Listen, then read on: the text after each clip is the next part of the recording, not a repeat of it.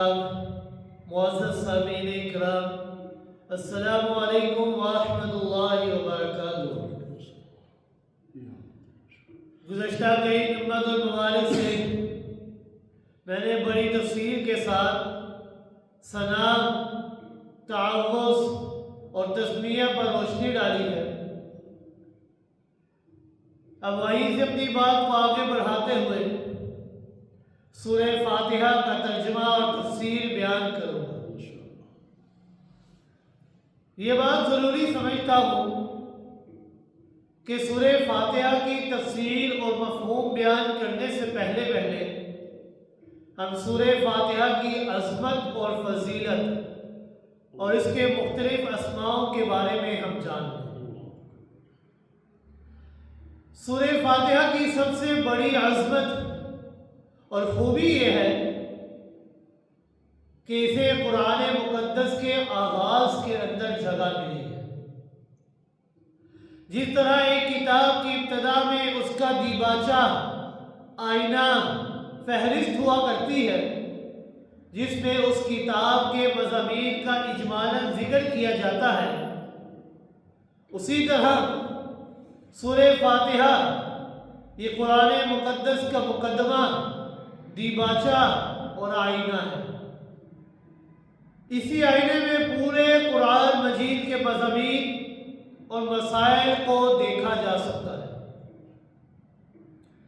امام الانبیاء جناب محمد رسول اللہ صلی اللہ علیہ وسلم نے سورہ فاتحہ کو سب سے عظیم ترین سورت ارشاد فرمایا ہے۔ حضرت ابو سعید خدری رضی اللہ تعالیٰ بیان کرتے ہیں کہ میں نماز پڑھ رہا تھا کہ دوران نماز امام الانبیاء جناب محمد رسول اللہ صلی اللہ علیہ وسلم میرے قریب سے گزرے اور مجھے آواز دی۔ میں چونکہ نماز کے اندر مشغول تھا، مصروف تھا، نماز کے بعد حاضر خدمت ہوا تو جناب محمد رسول اللہ صلی اللہ علیہ وسلم نے فرمایا ما منعک ان تأتی، کہ اے ابو سعید آپ کو میرے پاس آنے سے کس چیز نے روکا ہے؟ وہ عرض کرنے لگے قلت اصلی یا رسول اللہ، اے اللہ کے رسول صلی اللہ علیہ وسلم، میں نماز پڑھ رہا تھا، نماز کے اندر مشغول اور مصروف تھا، اس لیے میں آپ کی طرف نہیں آ سکا۔ تو رسول اکرم صلی اللہ علیہ وسلم نے ارشاد فرمایا کہ اے ابو سعید، کہ آپ نے رب کائنات کا یہ فرمان نہیں سنا یا ایھا الذین آمنوا استجیبوا للہ وللرسول اذا دعاکم، سورہ انفال آیت نمبر 24 کے اندر، کہ اللہ اور اس کے رسول کے بلانے پر ایمان والوں کو فوراً حاضر ہو جانا چاہیے۔ کیا آپ نے اللہ کا یہ پیغام، یہ فرمان نہیں سنا؟ پھر آپ صلی اللہ علیہ وسلم نے فرمایا کہ ابو سعید، مسجد سے باہر نکلنے سے پہلے میں آپ کو قرآن مجید کی سب سے عظیم ترین سورت کے بارے میں بتاؤں۔ مسجد سے نکلنے لگے تو رسول اکرم صلی اللہ علیہ وسلم نے فرمایا وہ سورت الحمدللہ رب العالمین ہے، ہی سبع المثانی، وہ 7 آیات ہیں المثانی جو بار بار پڑھی جانے والی ہے، ایک بار نہیں، 2 بار نہیں، بلکہ بار بار تکرار کے ساتھ پڑھنے جانے والی ہے۔ یہی قرآن عظیم ہے جو مجھے عطا کیا گیا ہے۔ ایک اور حدیث میں آتا ہے کہ سیدنا ابو ہریرہ رضی اللہ تعالیٰ عنہ سے مروی ہے کہ امام الانبیاء جناب محمد رسول اللہ صلی اللہ علیہ وسلم نے حضرت ابی بن کعب رضی اللہ تعالیٰ عنہ کو بلایا۔ وہ اس وقت نماز پڑھنے میں مصروف تھے۔ نماز پڑھنے کے بعد حاضر خدمت ہوئے تو ان سے بھی آپ صلی اللہ علیہ وسلم نے یہی فرمایا کہ تم نے قرآن میں نہیں پڑھا کہ اللہ اور اس کے رسول کے بلانے پر ایمان والوں کو فوراً حاضر ہو جانا چاہیے۔ پھر آپ صلی اللہ علیہ وسلم نے فرمایا کہ اے ابی بن کعب، کیا آپ اس بات کو پسند کرتے ہیں کہ میں آپ کو ایک ایسی صورت کے بارے میں علم دوں، ایسی صورت کی تعلیم دوں، ما انزلت فی التوراۃ ولا فی الانجیل والزبور والقرآن مثلها، کہ جس صورت جیسی کوئی اور صورت نہ تو تورات کے اندر اتری ہے، نہ انجیل کے اندر اتری ہے، نہ زبور کے اندر اتری ہے، اور نہ ہی قرآن کے اندر اس کی مثل اور کوئی صورت موجود ہے۔ میں نے عرض کیا یا رسول اللہ صلی اللہ علیہ وسلم ولا، کیوں نہیں، آپ مجھے ضرور بتائیے۔ تو آپ صلی اللہ علیہ وسلم نے فرمایا قسم ہے اس ذات کی کہ جس کے قبضہ قدرت کے اندر میں محمد رسول اللہ صلی اللہ علیہ وسلم کی جان ہے، یہ ام القرآن، وہ سورہ فاتحہ ہے، کہ اس جیسی صورت نہ تو تورات کے اندر موجود ہے، نہ ہی انجیل کے اندر موجود ہے، اور نہ ہی قرآن کے اندر اس کی مثال اور کوئی صورت موجود ہے۔ یہ سبع المثانی، یہ 7 آیات ہے جو بار بار پڑھی جانے والی ہے، اور وہ قرآن عظیم ہے جو مجھے عطا کیا گیا ہے۔ سیدنا ابن عباس رضی اللہ تعالیٰ عنہ بیان کرتے ہیں کہ ایک دفعہ ہم امام الانبیاء جناب محمد رسول اللہ صلی اللہ علیہ وسلم کی خدمت اقدس میں بیٹھے ہوئے تھے کہ اس وقت حضرت جبریل امین بھی آپ صلی اللہ علیہ وسلم کے ہاں حاضر تھے کہ اچانک انہوں نے اوپر سے ایک آواز سنی، اور امام الانبیاء جناب محمد رسول اللہ صلی اللہ علیہ وسلم کی خدمت میں عرض کیا ھذا باب من السماء فتح اليوم لم يفتح قط الا اليوم، یہ جو آپ نے آج آواز سنی ہے یہ آسمان کے ایک دروازے کے کھلنے کی آواز ہے۔ یہ آسمان کا ایک آج ایسا دروازہ کھلا ہے، فتح اليوم، آج کے دن یہ دروازہ ایسا کھلا ہے، لم يفتح قط الا اليوم، کہ آج سے قبل یہ دروازہ کبھی کسی کے لیے نہیں کھولا گیا۔ اور اس دروازے سے ایک فرشتہ نازل ہوا ہے۔ جبریل امین کہنے لگے ھذا ملک نزل الی الارض لم ينزل قط الا اليوم، کہ اس دروازے سے آج ایک ایسا فرشتہ اس زمین کے اوپر آیا ہے کہ اس سے قبل اس زمین کے اوپر یہ فرشتہ کبھی نہیں آیا، یہ فرشتہ اس سے پہلے کبھی نہیں اتارا گیا۔ اس فرشتے نے آگے بڑھ کے امام الانبیاء جناب محمد رسول اللہ صلی اللہ علیہ وسلم کو سلام کیا اور عرض کیا یا رسول اللہ صلی اللہ علیہ وسلم، مجھے خاص فرشتے کو اللہ رب العزت نے ایک مخصوص دروازے کے لیے، ایک مخصوص دروازے سے آپ صلی اللہ علیہ وسلم کے لیے خصوصی تحفہ دے کر بھیجا ہے۔ ابشر بنورین، اللہ تعالیٰ نے مجھے آپ کی طرف 2 نوروں کی خوشخبری دے کر بھیجا ہے، اور وہ 2 نور ایسے ہیں جو صرف آپ صلی اللہ علیہ وسلم کو عطا کیے گئے ہیں۔ آپ سے پہلے کسی نبی کو یہ نور عطا نہیں کیے۔ آسمان کا آج وہ دروازہ کھلا جو کبھی کسی نبی کے لیے نہیں کھولا گیا۔ آسمان سے آج وہ فرشتہ اترا جو کبھی کسی نبی کے لیے نہیں اترا۔ آسمان سے آج وہ تحفے، وہ نور عطا کیے گئے ہیں جو کبھی کسی نبی کو نہیں عطا کیے گئے۔ 2 نور اللہ رب العزت نے عطا فرمائے، وہ کون سے تھے؟ ایک نور سورہ فاتحہ اور دوسرا نور سورہ بقرہ کی آخری 2 آیات۔ آپ ان میں سے جس حرف کو بھی پڑھیں گے اللہ رب العزت وہ چیز آپ صلی اللہ علیہ وسلم کو عطا کرتے ہیں۔ صحیح مسلم کی روایت ہے۔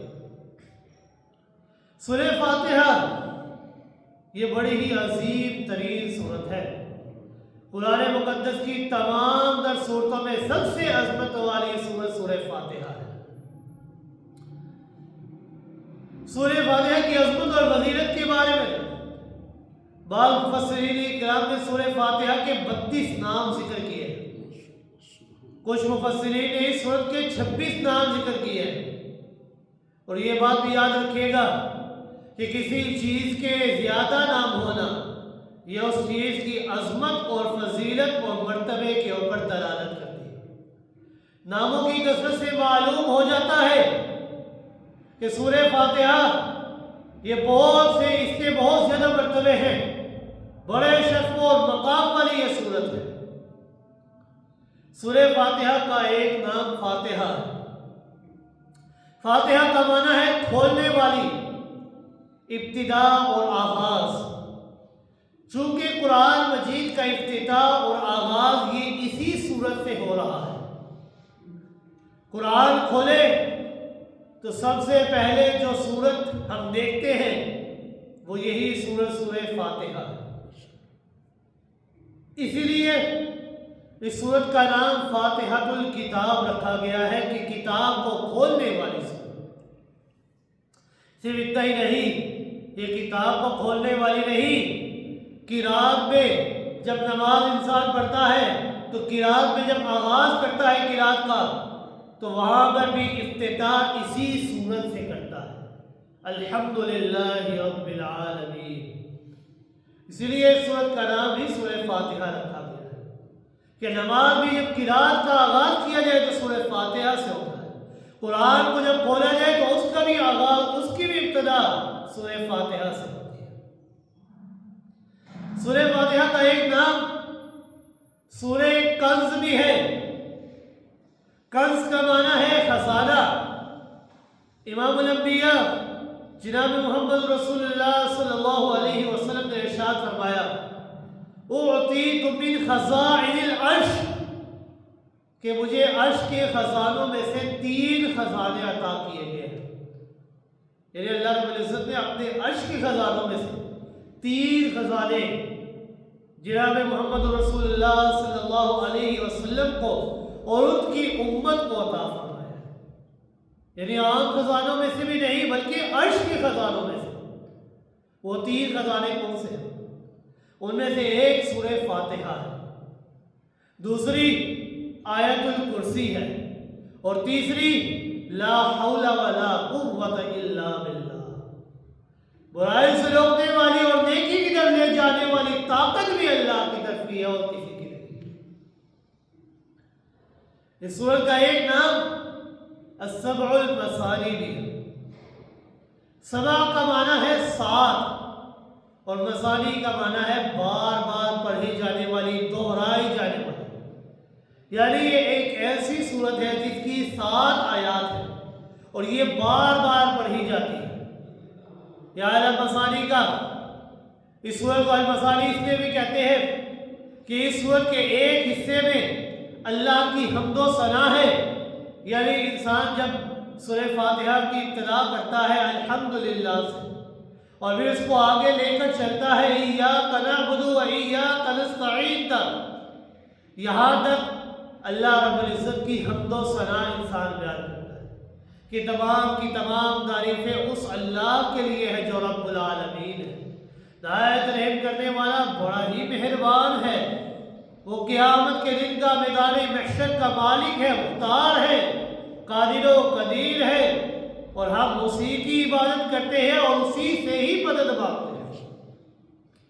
اور دوسرے حصے میں انسان اللہ رب العزت سے رو رو کر گڑگڑا کر دعا کرتا ہے، اہدنا الصراط المستقیم صراط الذین انعمت علیہم غیر المغضوب علیہم ولا الضالین، کہ اللہ ہمیں صراط مستقیم عطا کر دینا، وہ صراط مستقیم، وہ رستہ کہ جس رستے کے اوپر تیرے انعام یافتہ لوگ چلتے ہیں، اور اس رستے سے ہمیں بچانا جو غیر المغضوب کا ہے، جن کے اوپر تیرا غضب کا نزول ہوتا ہے، یہ جو گمراہ والا رستہ ہے، اے اللہ ہمیں اس رستے سے بچا۔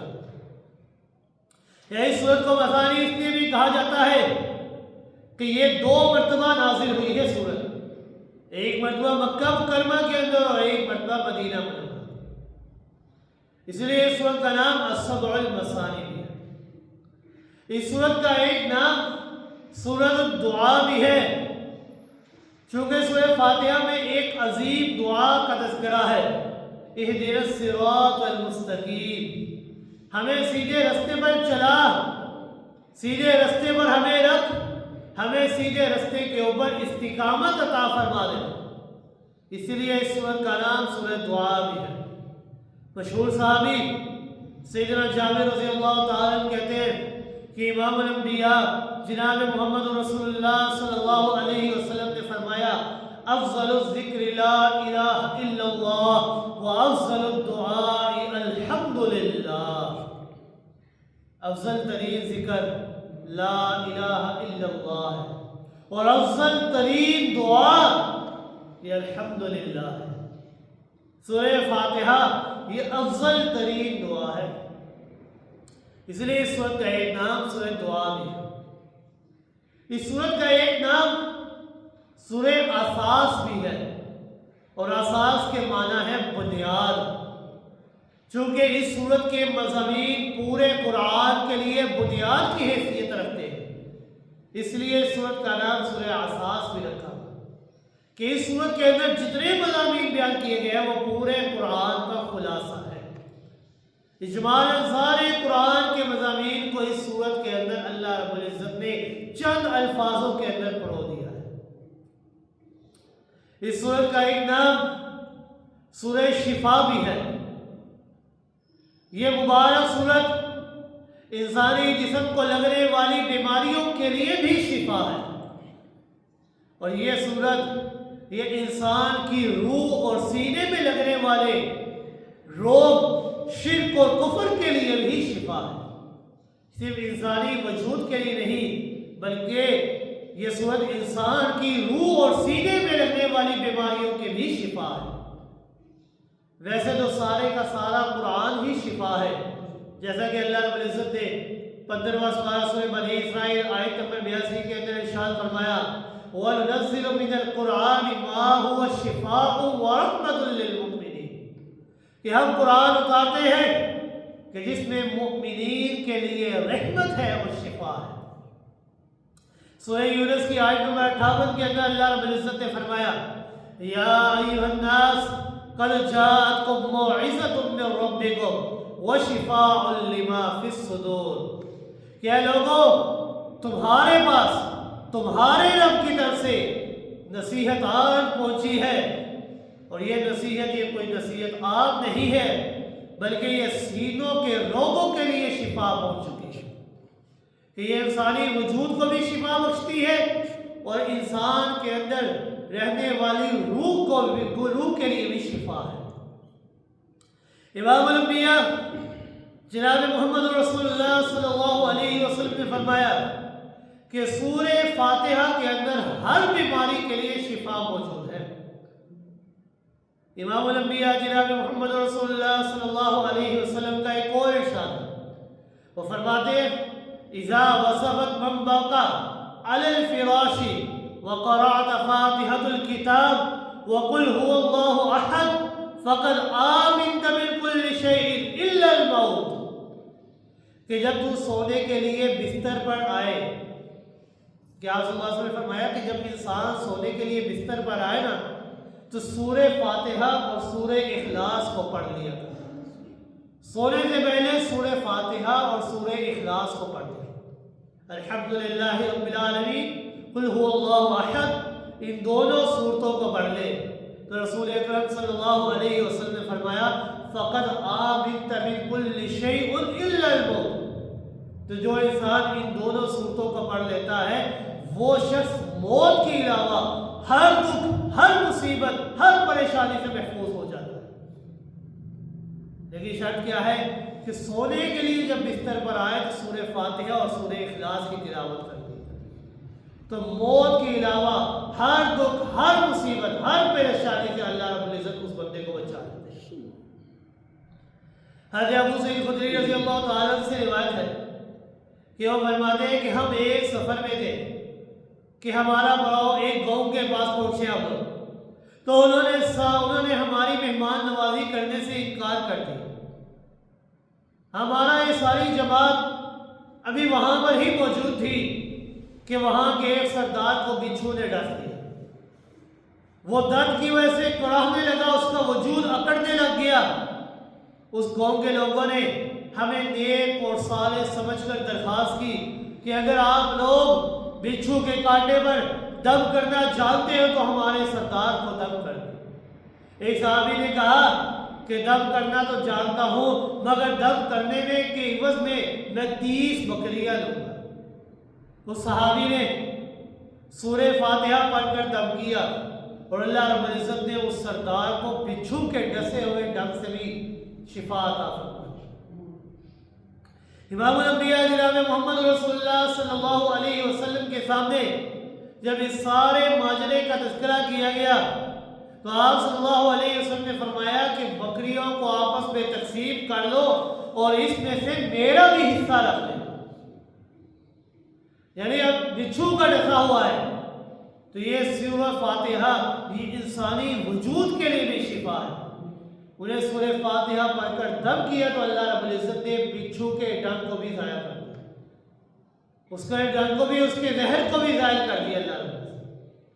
تو یہ سورہ فاتحہ کا نام سورہ شفا ہے کہ یہ انسانی وجود کے لیے بھی شفا ہے اور انسان کے وجود کے اندر رہنے والی روح اور سینے میں جو بیماریاں ہیں شرک و کفر کی، یہ سورہ فاتحہ وہ شرک و کفر کو بھی دور کرنے والے کے لیے شفا ہے۔ اس سورت کا ایک نام سورہ صلاۃ بھی ہے۔ صلاۃ یعنی نماز، اس سورت کو نماز والی سورت بھی کہا جاتا ہے۔ آپ صلی اللہ علیہ وسلم نے ارشاد فرمایا قسمت الصلاۃ بینی و بین عبدی نصفین، کہ میں نے نماز کو اپنے اور اپنے بندے کے درمیان آدھا آدھا بانٹ لیا ہے۔ اللہ رب العزت نے اس سورہ فاتحہ کو نمازی اور اپنے درمیان آدھا آدھا تقسیم کیا ہے۔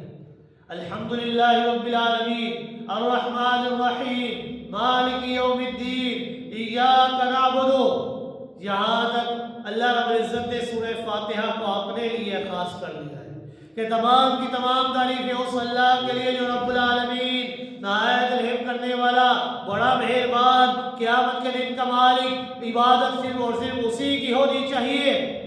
آگے فرمایا وَإِيَّاكَ نَسْتَعِينُ اهْدِنَا الصِّرَاطَ الْمُسْتَقِيمَ صِرَاطَ الَّذِينَ أَنْعَمْتَ عَلَيْهِمْ غَيْرِ الْمَغْضُوبِ عَلَيْهِمْ وَلَا الضَّالِّينَ۔ تو رب کائنات نے فرمایا هَذَا لِعَبْدِي وَلِعَبْدِ مَا سَأَلَ، یہ میرے بندے کے لیے ہے اور میرے بندے کے لیے وہی کچھ ہے جو اس نے مجھ سے طلب کیا ہے۔ تو اس سورت کا نام سورہ صلاۃ کیوں رکھا گیا کہ اللہ رب العزت نے اس سورت کو نمازی اور اپنے درمیان آدھا آدھا تقسیم کیا۔ قسمت الصلاۃ بینی و بین عبدی نصفین، اللہ نے آدھا آدھا تقسیم کیا۔ اس سورت کا ایک نام سورہ کافیہ بھی ہے، یعنی بندے کے عقائد اور نظریات کی اصلاح کے لیے یہی ایک سورت کافی ہو جاتی ہے۔ جو بندہ اس ایک سورت کو سمجھ لے تو اس کے عقیدے اور نظریات کے لیے یہی ایک سورت کافی ہو جاتی ہے۔ اس سورت کا ایک نام سورہ نور بھی ہے، ایک نام سورہ احسان بھی ہے، ایک نام سورہ سوائد بھی ہے، سورہ مناجات بھی ہے، سورہ وافیہ بھی ہے، سورہ شافیہ بھی ہے، سورہ شکر بھی ہے۔ اس سورت کے بہت سے نام ہیں، لیکن اس کے جو دو نام ہیں وہ بڑے ہی عمدہ ہیں۔ ایک نام اس سورت کا ہے ام القرآن، ام الکتاب، ام القرآن۔ ام کا معنی ہے بنیاد، اصل، مرکز، مغز، نچوڑ۔ چونکہ یہ سورت پورے کے پورے قرآن کی جامع ہے، پورے قرآن کے مضامین کی جامع ہے، پورے قرآن کے مسائل کا آئینہ ہے، پورے قرآن کے موضوعات کی بنیاد اور اصل یہی سورت ہے، پورے قرآن کی تعریف کا خلاصہ اور نچوڑ یہی سورہ فاتحہ ہے۔ اس لیے اس سورت کا نام ام القرآن رکھا گیا ہے۔ ام کے لفظی معنی ہے ماں، اور پھر ام القرآن کا معنی ہوگا پورے قرآن کی ماں۔ جس طرح ساری اولاد ماں کے پیٹ سے باہر نکلتی ہے، اسی طرح تمام قرآن کے مضامین سورہ فاتحہ سے نکلے ہوئے ہیں۔ سورہ فاتحہ کا ایک نام اساس القرآن بھی ہے۔ اساس القرآن اس لیے رکھا گیا ہے کہ سورہ فاتحہ کو پورے قرآن سے وہی نسبت ہے جو نسبت بیج کو اپنے پورے درخت کے ساتھ ہوا کرتی ہے۔ سارے کا سارا درخت، اس کے تنے، پتے، پھل، پھول، جس طرح بیج کے ساتھ اس کا تعلق ہے، بیج کے بغیر درخت کھڑا نہیں ہو سکتا، نہ پھل ہو سکتے ہیں، نہ اس کے پھول ہو سکتے ہیں، نہ شاخیں ہو سکتی ہیں، نہ تنے ہو سکتے ہیں، نہ اس کا وجود ہو سکتا ہے۔ جس طرح بیج اور درخت کا تعلق ہے، اسی طرح پورے قرآن کے مضامین کا تعلق سورہ فاتحہ کے ساتھ۔ ام القرآن کے مفہوم کے اوپر ذرا توجہ دیجیے۔ حضرت مولانا شبیر احمد عثمانی رحمہ اللہ کا خیال ہے کہ پورے قرآن مجید میں قرآن کے 30 سپاروں کے اندر، قرآن مقدس کی 114 صورتوں کے اندر، قرآن مقدس کے 6000 سے زائد آیات کے اندر اللہ رب العزت نے 6 مضمون بیان فرمائے ہیں۔ حضرت مولانا شبیر احمد عثمانی رحمہ اللہ کہ اللہ رب العزت نے پورے قرآن کے اندر 6 مضامین بیان فرمائے ہیں۔ پہلا مضمون توحید، دوسرا مضمون رسالت، تیسرا مضمون قیامت، چوتھا مضمون احکام کہ اللہ رب العزت نے حکم دیے، پانچواں مضمون ماننے والوں کے حالات، اور چھٹا مضمون نہ ماننے والوں کے حالات۔ جو مانتے ہیں ان کو کیا صلہ ملا اور جو نہیں مانتے ان کا کیا انجام ہو۔ اللہ رب العزت نے پورے قرآن کے اندر 6 مضامین بیان فرمائے ہیں۔ اللہ رب العزت نے ان 6 کے 6 مضامین کو سورہ فاتحہ کے اندر مختصراً اجمالاً ذکر کر دیا۔ وہ کہتے ہیں الحمدللہ رب العالمین الرحمن الرحیم کے اندر اللہ رب العزت نے توحید کو بیان فرمایا کہ تمام کی تمام تعریفیں کس کی ہیں؟ اللہ کی ہیں۔ کون اللہ؟ رب العالمین، جو پورے جہانوں کا پالنہار ہے، اکیلا پالنے والا ہے۔ اتنے بڑے جہان کو پالنے کے باوجود اللہ رب العزت کو کبھی تھکاوٹ محسوس نہیں ہوتی۔ اتنے بڑے نظام کو چلانے کے باوجود رب کائنات کو کبھی نیند نہیں آتی۔ نیند تو درکنار، رب کائنات کو اونگ بھی نہیں آتی۔ الرحمن الرحیم، وہ رب جو بڑا مہربان ہے، بڑا رحم کرنے والا ہے۔ ان 2 آیات کے اندر رب کائنات نے توحید والا مضمون بیان فرمایا ہے۔ مالک یوم الدین، اس کے اندر اللہ رب العزت نے اپنا دوسرا مضمون قیامت والا بیان فرمایا ہے کہ قیامت کے دن کا مالک کون ہے؟ اللہ ہے۔ میدان محشر کا مالک اور مختار کل کون ہے؟ اکیلا اللہ ہے۔ وہاں اس کے سامنے کوئی سفارش کرنے والا نہیں، ہاں جب تک رب کائنات اس کو اجازت نہ دے۔ اللہ رب العزت نے مالک یوم الدین کے اندر اپنا دوسرا مضمون قیامت والا بیان کیا۔ ایاک نعبد و ایاک نستعین اہدنا الصراط المستقیم میں اللہ رب العزت نے حکم دیا ہے کہ اے لوگوں، عبادت کرنی ہے تو صرف میں اللہ کی کرنی ہے، میرے علاوہ تم نے کسی اور کے سامنے اپنی جبین نہیں جھکانی، میرے علاوہ تم نے اپنا ماتھا کسی اور کے سامنے نہیں ٹیکنا۔ وَإِيَّاكَ نَسْتَعِينُ، اور تمہاری مدد کرنے والا بھی اکیلا میں اللہ ہوں، تمہارا حامی و ناصر بھی اکیلا میں اللہ ہوں۔ مانگو مجھے اللہ سے، تمہارے مانگنے میں دیر ہو سکتی ہے، میں اللہ کے عطا کرنے میں کبھی دیر نہیں ہوگی۔ اہدنا الصراط المستقیم، انسان کس سے دعا کر رہا ہے؟ سیدھے رستے کی رب سے دعا کر رہا ہے کہ اللہ ہمیں سیدھے رستے کے اوپر چلا دے۔ اس کے اندر اللہ رب العزت نے تیسرا مضمون احکام والا بیان فرمایا کہ اللہ نے حکم دیا ہے کہ میرے علاوہ تم نے کسی کے سامنے دستے سوال نہیں ہونا، میرے علاوہ تم نے کسی کے سامنے اپنی خالی جھولی کو نہیں پھیلانا۔ الذی انعمت علیہم صراط الذین انعمت علیہم، آگے اللہ رب العزت نے فرمایا صراط الذین انعمت علیہم، انسان اللہ سے دعا کرتا ہے کہ اس رستے کے اوپر ہمیں چلانا کہ جس رستے کے اوپر تیرے انعام یافتہ لوگ چلے ہیں۔ اب انعام یافتہ لوگ کون کون ہیں؟ انعام یافتہ لوگوں میں سب سے پہلا مقام، سب سے پہلا درجہ، سب سے پہلا مرتبہ یہ انبیاء کرام کا ہے۔ قرآن مقدس کا اصول ہے کہ قرآن مقدس اب یہ چند چیزوں کی وضاحت اور تفسیر خود بخود کر دیا کرتا ہے۔ القرآن یفسر بعضہ بعضا، قرآن کا ایک مقام دوسرے مقام کی تفصیل بیان کیا کرتا ہے۔ اللہ رب العزت نے فرمایا صراط الذین انعمت علیہم، کہ انسان اللہ سے دعا کرتا ہے کہ اللہ میں انعام یافتہ لوگوں کے رستے پر چلانا۔ اب انعام یافتہ لوگوں کا رستہ کون سا ہے؟ رب کائنات نے 5 سپارہ سورۃ نساء کے اندر ارشاد فرمایا وَمَن يُطِعِ اللَّهَ وَالرَّسُولَ فَأُولَٰئِكَ مَعَ الَّذِينَ أَنْعَمَ اللَّهُ عَلَيْهِمْ مِنَ النَّبِيِّينَ وَالصِّدِّيقِينَ وَالشُّهَدَاءِ وَالصَّالِحِينَ۔ کہ انعام یافتہ لوگ وہ لوگ ہیں جو انبیاء کرام ہیں، صدیقین ہیں، سچ بولنے والے ہیں، والشہداء، اے اللہ ہمیں شہداء کے رستے پر چلانا، والصالحین، اے اللہ ہمیں نیکوکاروں کے رستے کے اوپر چلانا۔ اب انعام یافتہ لوگوں میں سب سے پہلا مقام اور مرتبہ کس کا ہے؟ یہ انبیاء کرام کا ہے، کہ انسان اللہ رب العزت سے دعا کرتا ہے کہ اللہ ہمیں انبیاء والے رستے کے اوپر چلانا۔ انبیاء نے جس رستے کی ساری زندگی ہمیں تبلیغ دی، ساری زندگی ہمیں یہ حق کا رستہ دکھایا، اے اللہ ہمیں بھی اس حق والے رستے کے اوپر گامزن کر دینا۔ اب ان آیات کے اندر اللہ رب العزت نے 2 مضمون بیان فرمائے، ایک رسالت انبیاء کے اوپر، انبیاء کے رستے کے اوپر ہمیں چلانا، اور دوسرا انعام یافتہ لوگوں کے رستے کے اوپر چلانا۔ اب انعام یافتہ وہ لوگ ہیں، وہ لوگ جنہوں نے اللہ اور اس کے رسول کے احکامات کو مان لیا تو اللہ رب العزت نے انہیں اپنا انعام یافتہ لوگوں میں شمار کر لیا۔ یہ انعام کیا دیے؟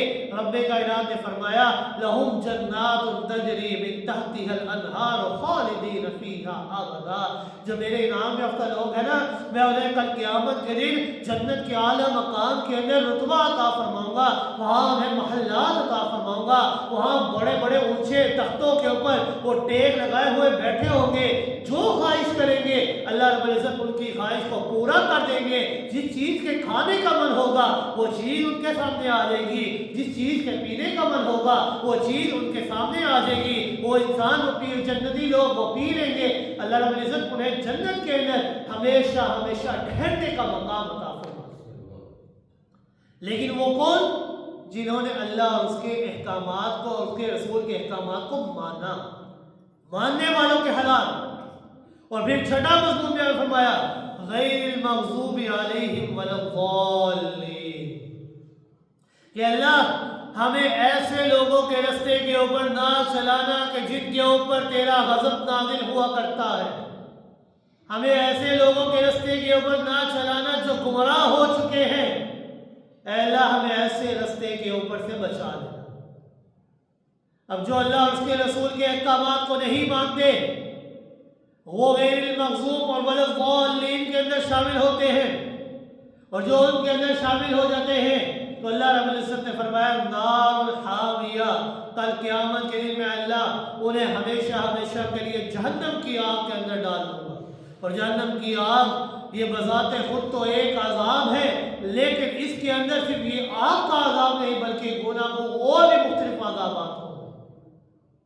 بڑے بڑے بچھو ہوں گے جو خچروں کی بھی تعداد کے ہوں گے، اونٹ کے جتنے بڑے بڑے سانپ ہوں گے جن کے ایک بار ڈس لینے کی وجہ سے 40 سال تک اس کی سوزش باقی رہتی ہے۔ صرف اتنا ہی نہیں، زنجیریں ہوں گی، توپ پہنائی جائیں گے انسان کو، بڑے بڑے عذابات۔ تو انسان اللہ رب العزت سے اللہ رب العزت نے اس سورہ فاتحہ کے اندر 6 مضامین بیان فرمائے، اس لیے اس سورہ کو ام القرآن کہا گیا ہے۔ ام القرآن کے نام سے اسے موسوم کیا گیا ہے کہ اسے ام القرآن، پورے قرآن کے مضامین کو اللہ رب العزت نے اس سورت کے اندر بیان فرما دیا۔ اور حضرت مولانا شبیر احمد عثمانی کے نزدیک کہ اللہ رب العزت نے پورے قرآن کے اندر 6 مضمون بیان فرمائے ہیں، اور وہ 6 مضمون اللہ رب العزت نے اس سورہ فاتحہ کے اندر بھی بیان فرمائے۔ حضرت مولانا حسین علی الوانی رحمہ اللہ کا خیال ہے کہ قرآن مجید مضامین کے لحاظ سے 4 حصوں کے اندر تقسیم ہے، اور لطف کی بات یہ ہے کہ قرآن کے 4 حصے ہیں اور ہر حصے کی ابتدا الحمدللہ سے شروع ہوتی ہے۔ قرآن مجید کا پہلا حصہ سورہ فاتحہ اس سے شروع ہوتا ہے اور اس کی ابتدا کس سے ہوتی ہے؟ الحمدللہ رب العالمین، الحمدللہ سے شروع ہوتی ہے۔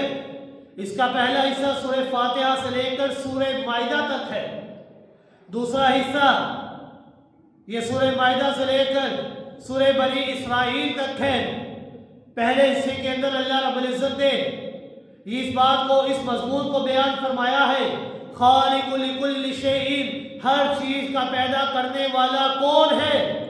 اکیلا اللہ۔ پہلے حصے کے اندر اللہ رب العزت نے اس مضمون کے اوپر زور دیا ہے کہ ہر چیز کا خالق، مالک، رازق اکیلا اللہ ہے۔ دوسرا حصہ یہ سورہ انعام سے شروع ہوتا ہے اور سورہ بنی اسرائیل تک چلتا ہے، اور سورہ انعام کی ابتدا بھی ہوتی ہے الحمدللہ سے۔ اس حصے کے اندر اللہ رب العزت نے زیادہ تر اس مضمون کی طرف اشارہ دیا ہے کہ پیدا کرنے کے بعد ہر شے کی تربیت کرنے والا اور ہر چیز کو حد کمال تک پہنچانے والا، ہر چیز کو پالنے والا بھی اکیلا میں اللہ ہوں، میرے علاوہ اور کوئی نہیں ہے۔ تیسرا حصہ شروع ہوتا ہے سورہ کہف سے لے کر سورہ احزاب تک۔ سورہ کہف کی ابتدا کس سے ہوتی ہے؟ الحمدللہ سے۔ اس حصے کے اندر اللہ رب العزت نے زیادہ تر اس مضمون کی طرف اشارہ کیا ہے کہ مالک و مختار، قادر و قدیر، متصرف فی الامور، یہ صرف اور صرف اللہ رب العزت کی ذات ہے۔ تخت بادشاہی پر وہ خود بخود قابض ہے، برکت عطا کرنے والا اکیلا اللہ ہے، اس نے اپنا کہ کوئی اختیار بھی کسی اور کو نہیں دیا ہے۔ چوتھا حصہ شروع ہوتا ہے سورہ سبا سے، اور سورہ سبا کی ابتدا بھی ہوتی ہے الحمدللہ سے۔ سورہ سبا سے شروع ہو کر قرآن کے اختتام تک، قرآن کی تکمیل تک چلتا ہے۔ اس حصے کے اندر اللہ رب العزت نے اس حقیقت کو سمجھانے پر زور دیا ہے کہ قیامت ایک نہ ایک دن ضرور آئے گی، اور اس دن تمام تر اختیار اکیلے اللہ رب العزت کے قبضہ قدرت کے اندر ہوگا، اکیلے اللہ رب العزت کے اختیار میں ہوگا، اکیلے اللہ رب العزت کے ہاتھوں میں ہوگا۔ اس کے آگے کوئی جبری، کوئی قہری، کوئی زور آور بھی شفاعت کرنے والا نہیں ہوگا۔ دنیا کے حکمران چاہے جتنے مرضی زور آور ہو، پوری دنیا کے اوپر بھی حکومت کرنے والے ہو، جب میدان محشر ہوگا پوری دنیا کا حاکم بھی مل کر بھی اللہ کے سامنے زور زبردستی کسی کی سفارش نہیں کر سکتا۔ ان چاروں مضامین کو جو قرآن کے اوراق میں اور صفحات کے اندر پھیلے ہوئے ہیں، اللہ رب العزت نے ان چاروں مضامین کو اجمالاً اور اختصاراً سورہ فاتحہ کے اندر بیان فرمایا ہے۔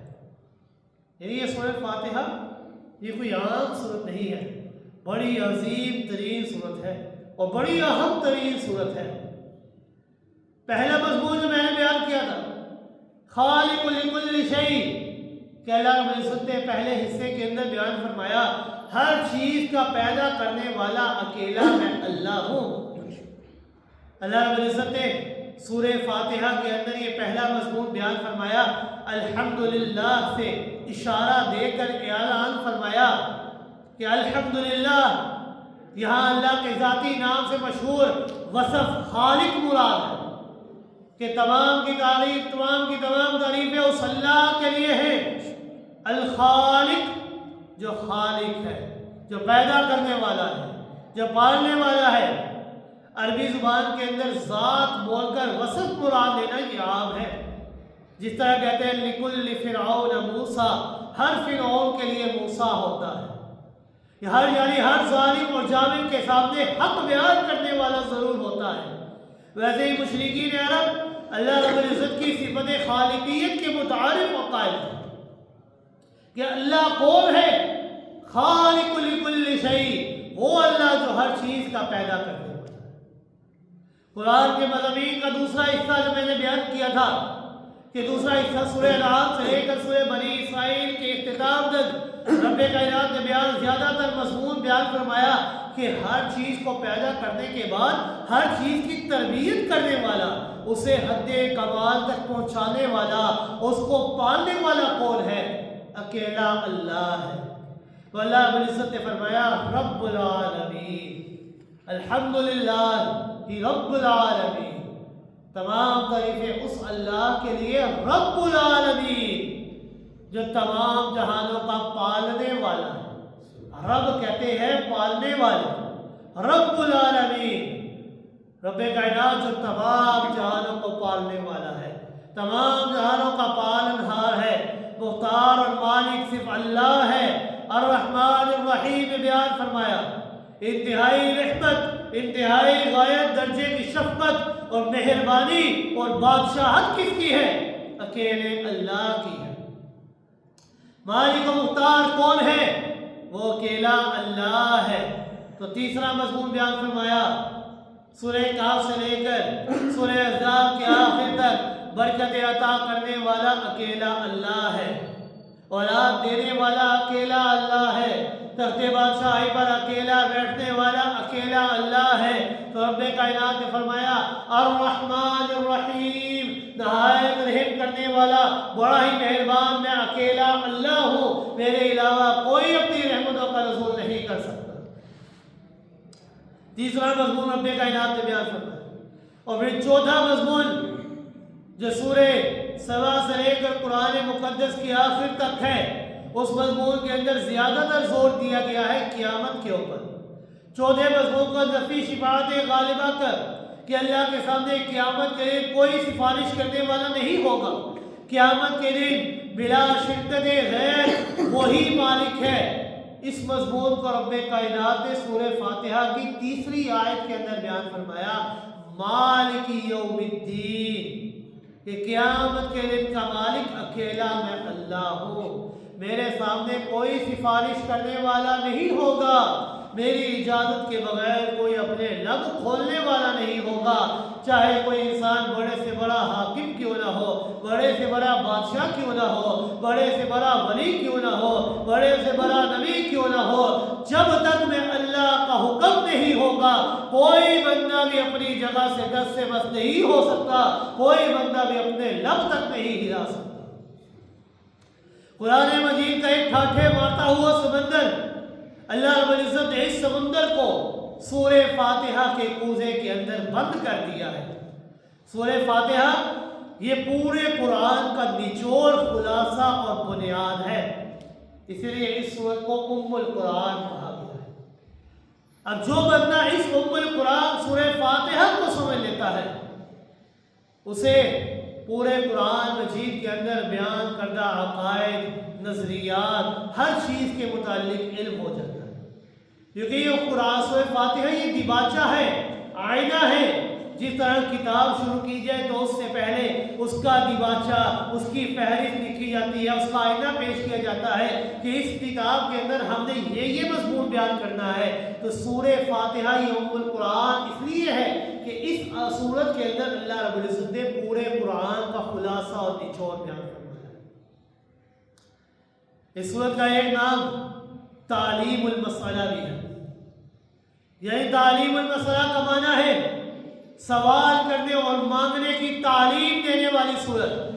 سورہ فاتحہ تعلیم المسئلہ، اس کو اس لیے کہتے ہیں کہ اس سورت میں اللہ رب العزت اپنے بندوں کو اپنے آپ سے مانگنے اور اپنے آپ سے سوال کرنے کا طریقہ سکھا رہے ہیں۔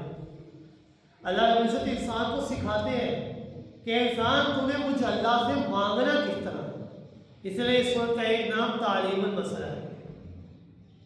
اللہ رب العزت اس سورت میں اپنے آپ سے مانگنے کا ڈھنگ اور سلیقہ لوگوں کو سکھا، فرمایا مجھ سے مانگو۔ سوال کرنے کا اور درخواست کرنے کا طریقہ یہ نہیں ہے کہ تم میرے دربار کے اندر آ جاؤ، مسجد کے اندر آ جاؤ اور آ کر بیٹھ جاؤ، اپنی درخواست پیش کرنے لگ جاؤ، ہاتھ اٹھانے لگ جاؤ اور کہنے لگو مولا مجھے صحت عطا کر دے۔ یہ طریقہ نہیں کہ مولا مجھے اولاد عطا کر دے، یہ طریقہ نہیں کہ مولا مجھے رہائی عطا کر دے، یہ طریقہ نہیں، یہ مانگنے اور درخواست کرنے کا طریقہ نہیں ہے، بلکہ دعا مانگنے، سوال کرنے اور درخواست پیش کرنے کا طریقہ یہ ہے کہ اپنی درخواست کو، اپنی گزارش کو پیچھے کر دو اور پہلے میری تعریف کو بیان کرو۔ میری تعریف بیان کرنے سے اپنی دعا کو ابتدا کرو۔ سورہ فاتحہ میں ہر نمازی نے اللہ رب العزت کے سامنے ایک درخواست پیش کرتا ہے۔ کوئی نمازی یہ نہیں کہہ سکتا کہ میں اللہ کے سامنے درخواست پیش نہیں کی۔ سورہ فاتحہ کے اندر ہر نمازی اللہ کے سامنے درخواست پیش کرتا ہے۔ ہر نمازی سورہ فاتحہ کے اندر اللہ رب العزت سے ایک دعا مانگتا ہے، ایک گزارش کرتا ہے۔ کیا گزارش کرتا ہے؟ اہدنا الصراط المستقیم، کہ اللہ ہمیں سیدھے رستے کے اوپر چلا۔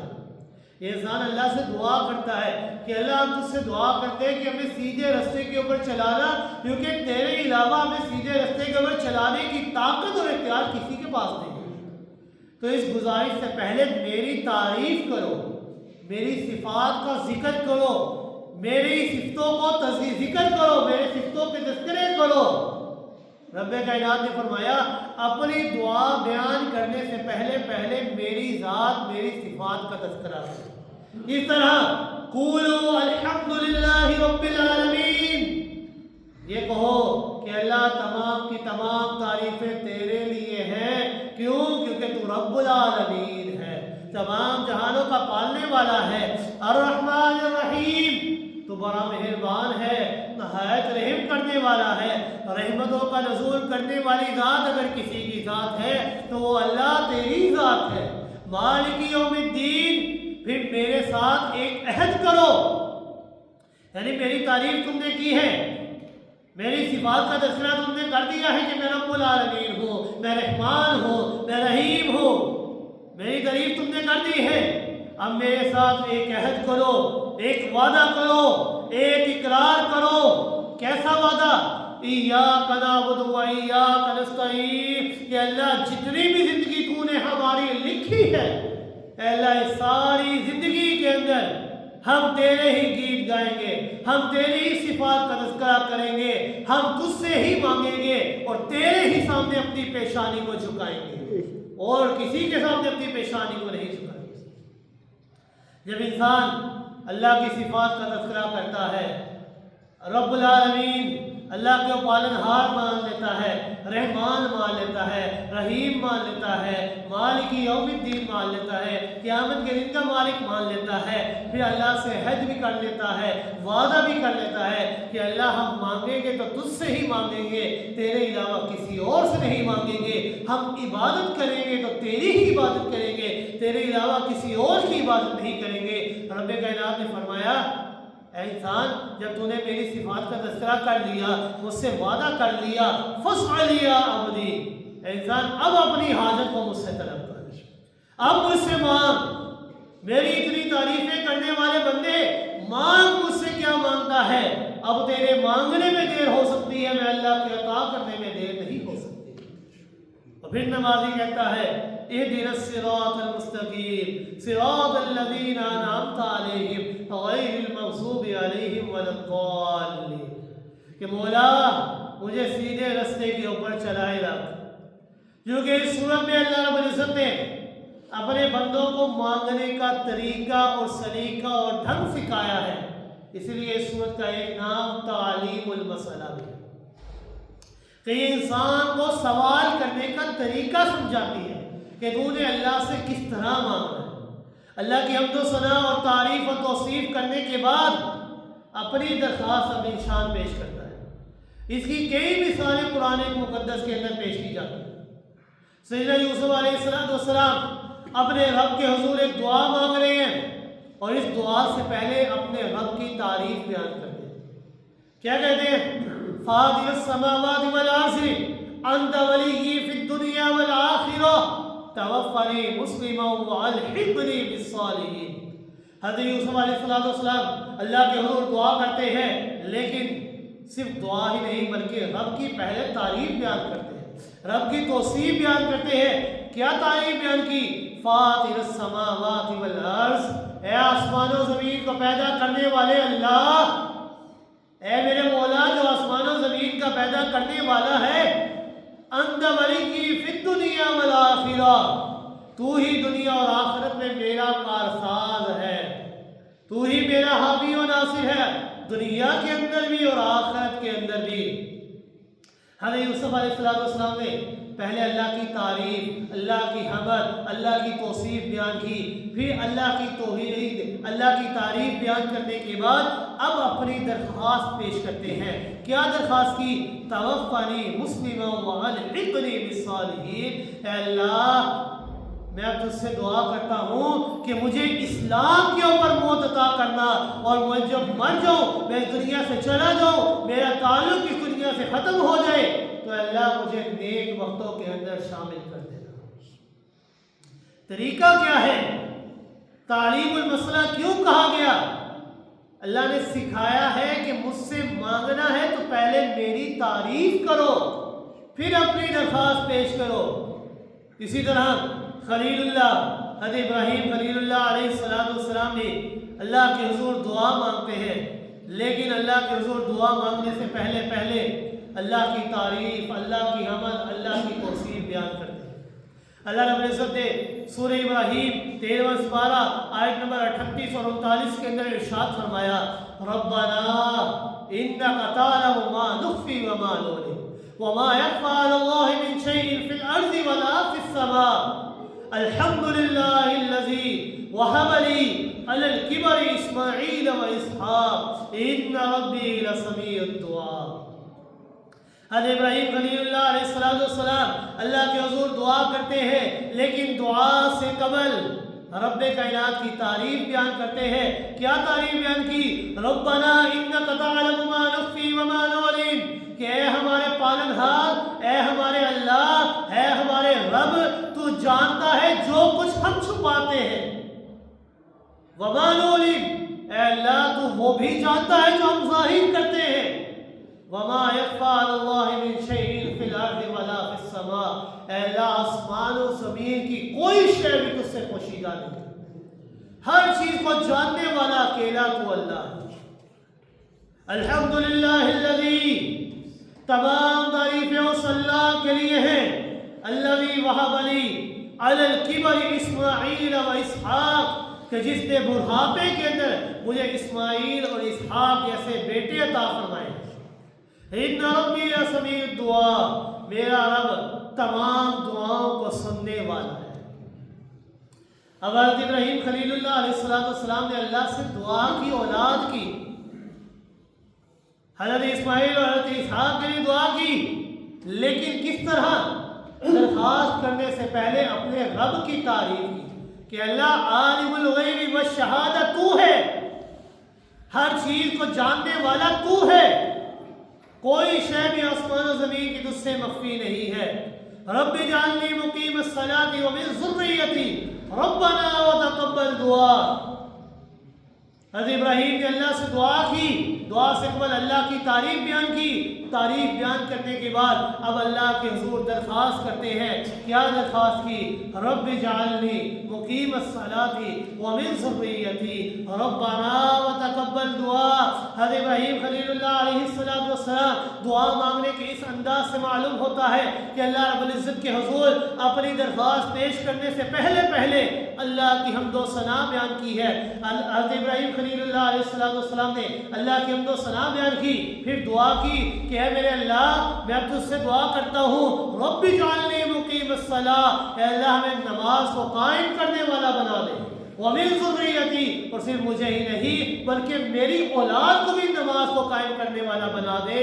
ربنا وتقبل دعا، اے اللہ تو نے ہمیں ڈھنگ سکھایا مانگنے کا، تو نے ہمیں سلیقہ سکھایا مانگنے کا، تو نے ہمیں درخواست کرنے کا طریقہ سکھایا، اے اللہ ہم نے تیرے طریقے کے اوپر عمل کیا، تیرے طریقے کے مطابق پہلے تیری تعریف بیان کی، تیری حمد بیان کی، تجھے عالم الغیب و شہادہ مان لیا۔ اے اللہ میں تجھ سے دعا کرتا ہوں کہ مجھے اور میری اولاد کو نماز پڑھنے والا بنا دے۔ ربنا وتقبل دعا، اے اللہ اس دعا کو قبول کرنے والا بھی تو ہی ہے۔ حضرت ابراہیم خلیل اللہ علیہ السلام کی دعا سے ہی معلوم ہوتا ہے کہ انسان نے اگر اللہ سے مانگنا ہے تو یوں نہیں ڈائریکٹ مانگنا کہ مولا مجھے صحت عطا کر دے، مولا مجھے اولاد عطا کر دے، مولا مجھے رزق عطا کر دے، مولا کاروبار کے اندر برکتیں عطا فرما دے. نہیں، بلکہ دعا مانگنے سے پہلے اللہ کی تعریف، اللہ کی حمد، اللہ کی صفات کا تذکرہ کرو، اور پھر اس کے بعد اللہ کے سامنے اپنی درخواست پیش کرو. یہ دعا کرو، ربنا وتقبل دعا، اللہ ہم نے تیرے مطابق تیری تعریف تو نہیں کی، لیکن جس طرح تو نے سکھایا ہم نے تیری تعریف کرنے کی کوشش کی ہے. اللہ تیری تعریف کرنے کے بعد اب ہم نے اپنا مطلوب، اپنا مقصود تیرے سامنے پیش کیا ہے. اللہ اب اس دعا کو قبول کرنے والا بھی تو ہی ہے. تو سورہ فاتحہ یہ بڑی ہی عظیم ترین سورت ہے. یہ سورت تعلیم المسئلہ بھی ہے، یہ ام القرآن بھی ہے، یہ پورے قرآن کی بنیاد اور اساس ہے. جو بندہ سورہ فاتحہ کو سمجھ لیتا ہے تو پورے قرآن کا خلاصہ اسی سورت کے اندر پوشیدہ ہے. انسان کے عقائد اور نظریات درست ہو جاتے ہیں، لیکن شرط کیا ہے؟ سورہ فاتحہ کو صحیح معنوں میں سمجھے تب. تو اللہ رب العزت سے دعا ہے کہ اللہ رب العزت ہمیں صحیح معنوں میں سورہ فاتحہ کو سمجھنے کی اور اس کے مطابق اپنی تمام تر زندگی کو بسر کرنے کی توفیق عطا فرمائے. وما علینا الا البلاغ المبین.